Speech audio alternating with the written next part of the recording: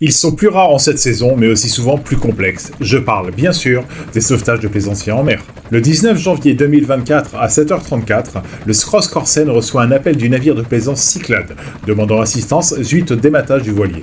Situé à 120 km au large des côtes capverdiennes, le navire compte à son bord 2 personnes de nationalité belge et 2 de nationalité française. À 7h50, le CROS Grinet prend la coordination de l'opération en collaboration avec le MRCC du Cap-Vert. La frégate Germinal de la Marine nationale, alors aux abords de Mindelo au Cap-Vert, dans le cadre de l'opération Corab, reçoit l'ordre de faire route vers le navire en difficulté. À 15h40, le Germinal arrive sur zone et prend contact avec les 4 occupants du navire.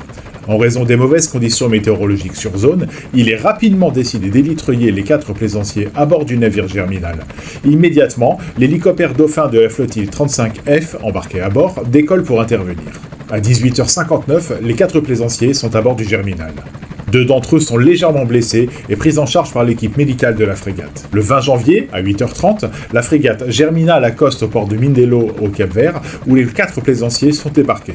Le navire de plaisance Cyclade, battant pavillon belge, mesure 14 mètres de long.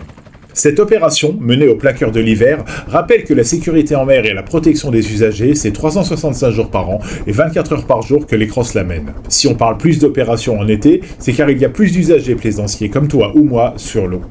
Cette fois, c'est une opération internationale qui fait appel à la Marine nationale qui a eu lieu, preuve que les CROS, déclinés en MRCC lorsqu'ils opèrent à l'international, ont la capacité de demander ou d'ordonner à tous les bâtiments, y compris militaires, de se rendre au secours d'une personne en péril. D'où l'importance pour nous tous plaisanciers qui utilisons la mer de disposer des moyens de sécurité nécessaires à bord et des outils de communication pour demander de l'aide si besoin. N'hésite pas à republier, liker et commenter ce message, en même temps que tu t'abonnes à Radio Océan. Si t'es sur l'eau, je te souhaite du beau temps et bon vent. Tu sais que le sauvetage en mer, c'est 365 jours par an ?